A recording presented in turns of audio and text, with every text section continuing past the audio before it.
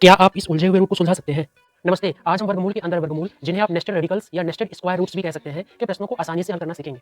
आइए शुरुआत छोटे प्रश्न से की जाए। जैसे आपके पास ये प्रश्न है, आपको ध्यान क्या रखना है कि प्लस के बाद रूट से पहले आपको इधर 2 ही लिखना है। यदि 2 नहीं है प्रश्न में तो आप उससे 2 बनाएंगे। जैसे देखिए 2 पहले से बना हुआ है, तो आप इसे हल करेंगे डायरेक्ट।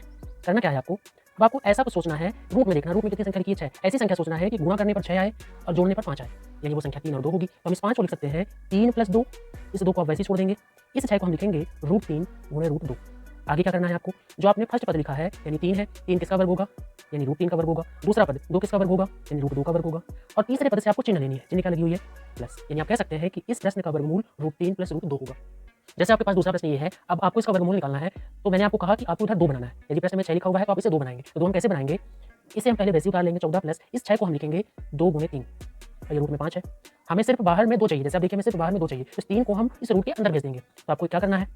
शुरू वाली संख्या आप वैसे ही उतार लेंगे। 2 आप लिखा रहने देंगे क्योंकि हमें 2 चाहिए। इस 3 को आप रूट के अंदर भेजेंगे। तो आपको याद रखना है कि जब संख्या को आप रूट के अंदर भेजते हैं तो वो वर्ग बन के अंदर जाती है। जैसे आप रूट से बाहर निकालते हैं तो वर्गमूल बन के निकलती है, तो वैसे अंदर जाके वो वर्ग बनती है। तो 3 का वर्ग 9 हो जाएगा और 9 का गुणा 5 से हो जाएगा। तो 9 × 5 = 45, यानी रूट में 45 हो जाएगा।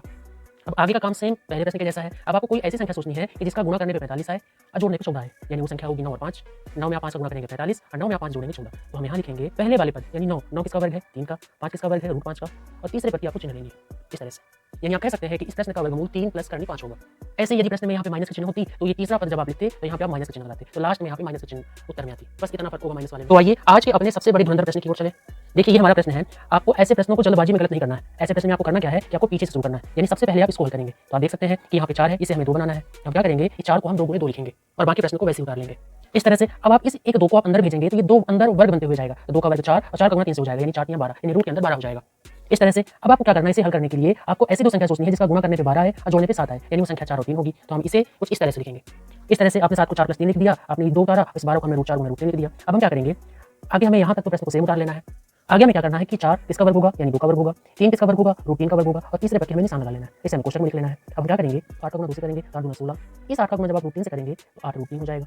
इस तरह से आगे हम इस 3 में इस 16 को जोड़ लेंगे, 19 हो जाएगा।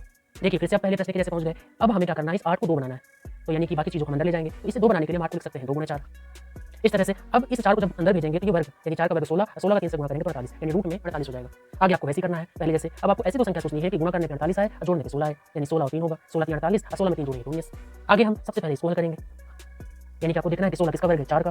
3 किसका वर्ग है? √3 का। और तीसरे पद की चिन्ह लगानी है प्लस की। अब देखिए ये माइनस का ही प्लस का तो कट जाएगा, यानी रूट में बचेगा 4 और 4 किसका वर्ग होता है? 2 का। इस तरह से आप कह सकते हैं कि x का मान 2 होगा। देखा आपने कितनी आसानी से इस उलझे हुए रूट को आपने हल कर लिया। इसी तरीके से होमवर्क में आप इस प्रश्न का जवाब कमेंट बॉक्स में बताएंगे। राधे राधे।